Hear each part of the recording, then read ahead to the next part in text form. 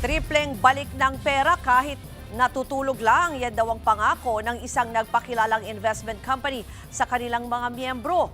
Pero ang kumpanyang nangako ng big time na kita, bigla na lang daw nawala. Narito ang Express Report ni Mobile Journal, Alexis Ebue. Nag-aalala ngayon ang mga nagpasok ng pera sa investment platform na Avante Consortium. Nasa dropshipping and forex trading daw ito. Mabilis silang nahikayat na mag-invest dahil nagkalat online ang posters ng kumpanya. Pero ngayon, hindi na mahagilap ang mga opisyal ng Avante. Ang problema, milyones ang pinuhunan ng iba.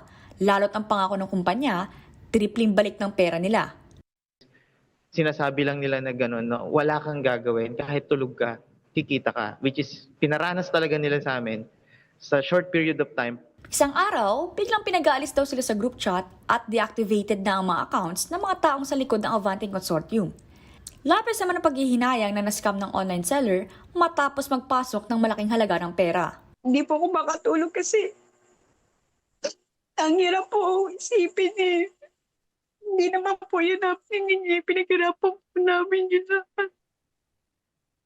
Siyempre, sa hirap po na buhay ngayon, talagang kapagat kami. Siyempre, marami rin pong gastusin, marami rin pong bayarin. Sinusulsulan pa raw sila mangutang, magsanla o kaya gamitin ang kanilang savings dahil mababalik naman daw. Medyo nasilaw. Ang ginawa ko, ginamit ko po muna yung pantuition ng anak ko. Kasi 21 days pa nakabakasyon po mga bata ngayon eh. So sabi ko mapapalago ko pa to. Pinasok ko po doon. Ayon sa isang miyembro, nasa 1,000 silang biktima ng kumpanya.